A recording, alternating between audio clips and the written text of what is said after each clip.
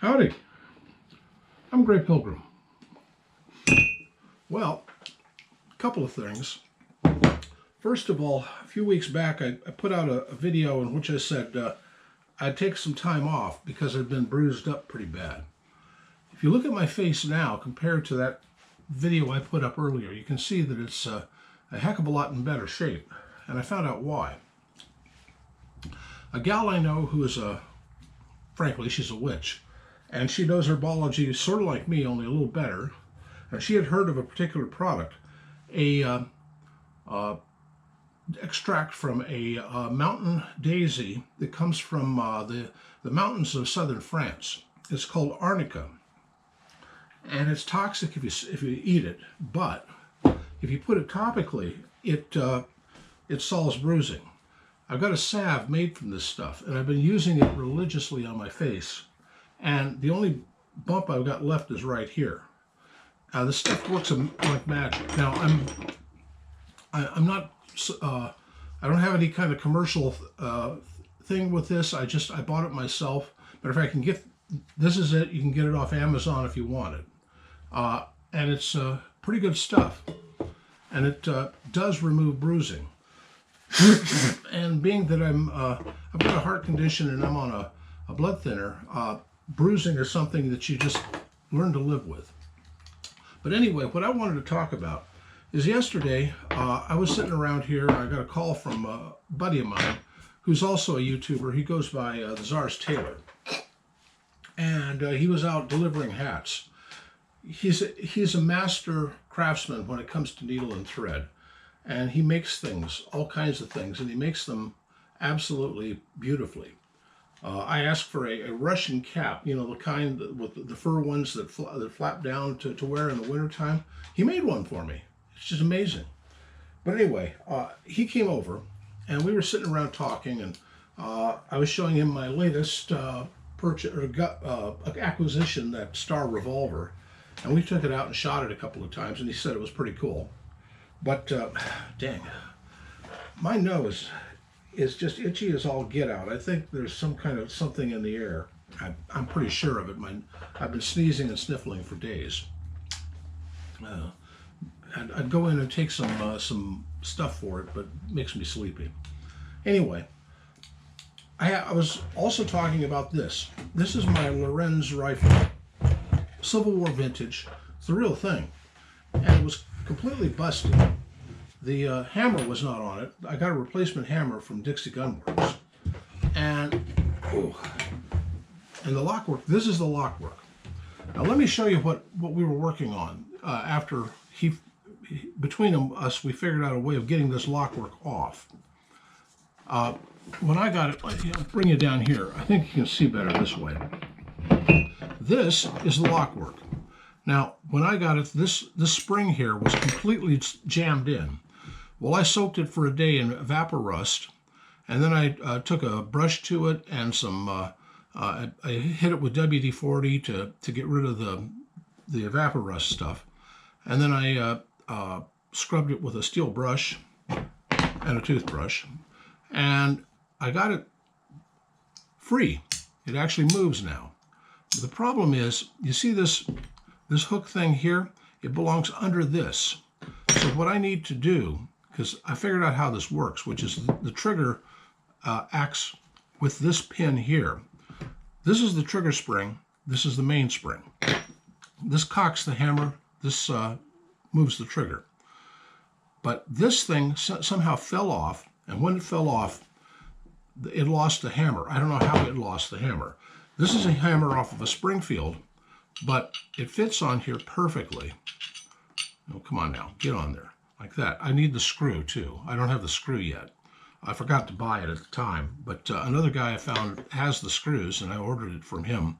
I'm still waiting on it. But right now, what I need to do is get some kind of a vise. I don't have a spring vise, but some vise grips or maybe a regular vise. Squeeze this down and get it underneath that hook. Once I get it under that hook, if I let off the vise, it should stay. Then I can put it back on the rifle, put on the hammer, put on the hammer screw, and it should work. I'm hoping. You know, I need to clean out the cavity that the lockwork came in. It's kind of cruddy in here, and I still need to clean out and this nipple. This is quite a bizarre old nipple. It's not a modern thing. It's square. It's not the usual thing that you'd see there. But you know, let me get this up a little bit there. But it looks like it's a little bit gummed up there. I'd like to take it off, but I don't. I tried to. I hit it with Croil several times and then tried a wrench on it. It's not moving. But I see the hole. And I figure if I can get a little pin that's the size of that hole, maybe a drill rod, and run it in and out and in and out and in and out, I should be able to clean it out. Then run a few dry caps on it to clean out, you know, make sure that all the oil is out of the thing. Put the whole thing back together and run a little bit of powder through it. And I should have a functional 1849 Lorenz rifle again. Yes, it looks a bit beat up. This, by the way, is a Confederate rifle. This is not a Union one. The way you can tell it is not 58 caliber. When these came over from Austria, they were in the, I think it's 54 caliber of the Austrian army as surplus. Well, when the Union bought their about 200,000 of them, they took theirs, they took them up to Springfield and just rebored them all out to 58 caliber to use with their rounds. The Confederates didn't have that kind of equipment, and they just weren't willing to go to all that effort. So they just left them in what they were and just started using what bullets they had. I mean, you can shoot, well, this is a smoothbore, so you can shoot just about anything through it, including scatter shot if you need to. So, you know, it's a good rifle. This is the third most common rifle used in the Civil War. The first being the Springfield, the second being the Enfield, and the third being the Lorenz. The Union had about 200,000. The South had about 100,000 of these. So you'll find them around. And this one magically showed up at my local gun store, and I bought it, even though it's not working. But with a little bit of help, I think I should be able to get this sucker working again. You know, get it to speak. I got getting this spring freed up. I mean, this was all just completely coated with scrunch, and I don't know, it was like fossilized in there, and it did not move at all. Now it's moving just fine. So I do believe that if I can just get a vice grip and get this under here, I should be able to, because I can lift that up. I need another vise to grab this spring to bring that down, to move this back just a little bit. That's the sear right there.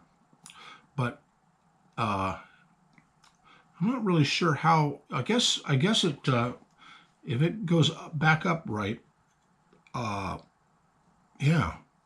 I'm gonna have to do a little bit more calculating and figuring to figure out how this works, because I'm afraid that putting it all back together again, the first shot, it might drop this off of the sear again. It doesn't look too worn here, and this is the bearing surface of the thing. I see this is all rounded and shiny, which means that it was polished to be the acting face of the thing. It's got a little bit of pitting right there, but not too bad, and this looks fine. So I don't know, we will see, but this is how far I've gotten so far. I got the spring loose, and that was an accomplishment in itself. Also, by throwing it into Evaporust, I got rid of a lot of the grunge that was on it.